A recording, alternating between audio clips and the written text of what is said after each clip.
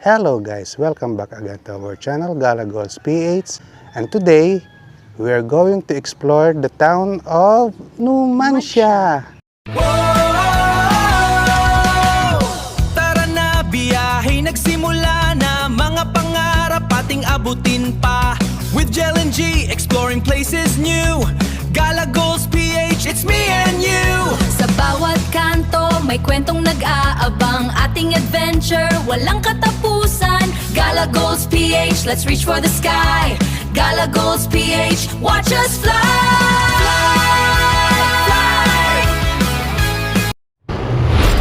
Okay mga kagala, here we are approaching at the Municipal Town Plaza of Numancia. So ito yung town plaza nila, may nakalagay dyang signage, Arriba Numancia. Monument ni Dr. Jose Rizal. Meron din silang covered court dito. Yan o, Numancia Sports and Cultural Center. So liko tayo dito sa kanan. So sa kaliwa ko naman is yung integrated school ng bayan ng Numancia. Dito naman yung Santo Niño Seminary. Again, nasa poblasyon Numancia pa rin ito. Tapos yung kasunod niyan yung St. Joseph the Worker Parish Church. Sarado yung gate pero maya-maya siguro magbubukas yan kasi araw ngayon ng linggo. May mga magsisimba dyan mamaya. So liliko tayo dito sa kaliwa. So check natin yung beach nila dito guys, yung sa Barangay Navitas, yung Navitas Beach. Tara, tignan natin.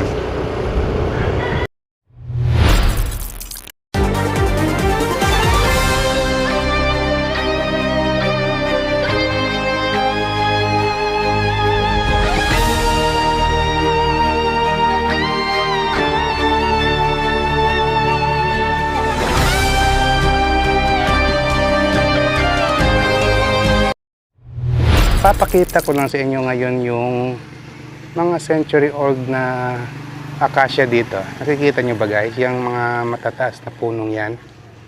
Ayan o. So, yung mga punong yan is tinanong pa yan, according sa mga historian, is just before the 1907. So, mas earlier pa yan sa 1907 na mga dates. So more than a century na yung mga punong yan. Okay guys, dito naman sa kabila is yung town plaza nila, tsaka yung isang simbahan dito na which is yung Aglipayan Church yata to. So tara, ipapakita ko sa inyo guys. So this is the Iglesia Filipina Independiente Cathedral of Our Lady of Providence and Guidance ng Albasan, Numancia, Aklan. So sa part naman dito is yung kanilang Barangay Plaza. Malaki siya oh, meron siyang basketball court, tsaka meron din dito mini stage.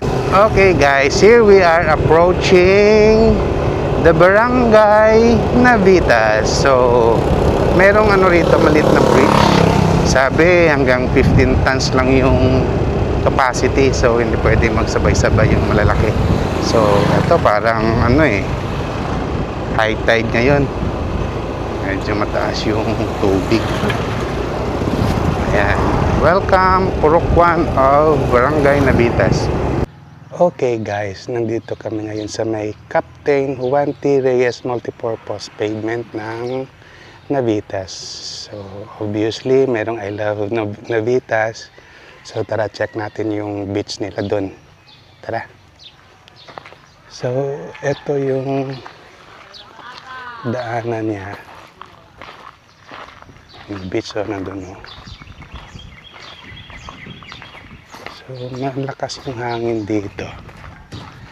Ayan, Sunday, araw ng linggo. Medyo tingnan natin kung may maraming naliligo doon. So yung kulay ng tubig kulay asul. Ayan.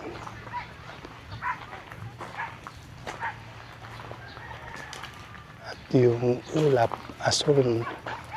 Naghahalo yung puti at asul. Ayan. May mga nililigo. Tara, lapitan natin. So, etong itsura ng kanyang coastline. So, araw ng linggo, sabi ko maraming nagligo. Ayan. May mga fishing nets dito. Ginagamit yata to sa tinatawag na taksay.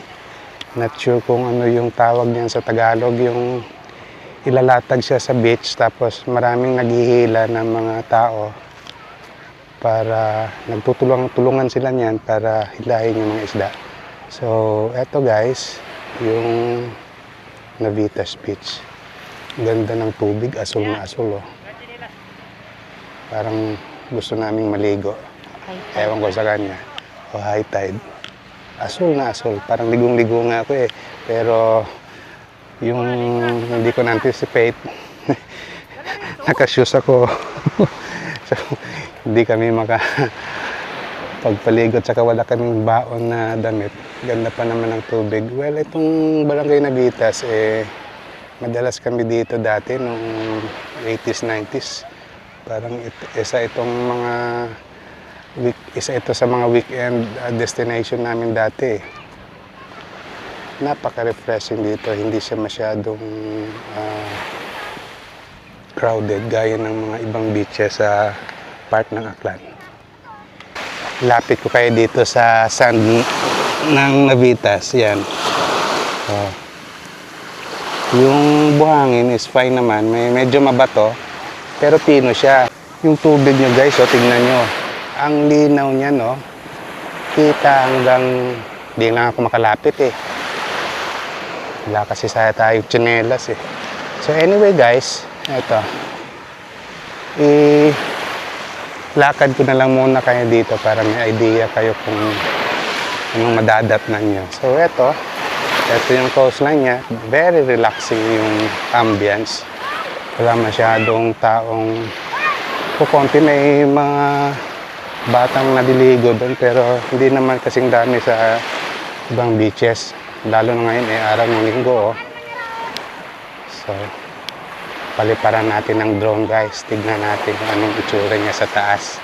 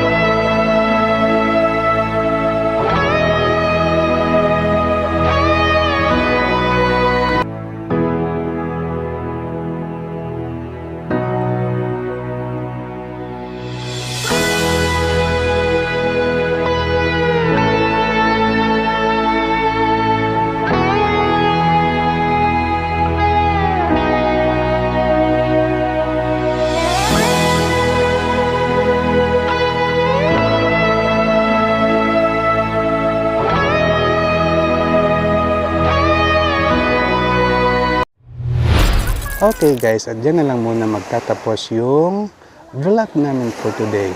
At kung nagustuhan nyo yung mga videos namin, please like and subscribe para maging updated kayo sa mga susunod naming mga videos. So bye! See you guys in our next vlog.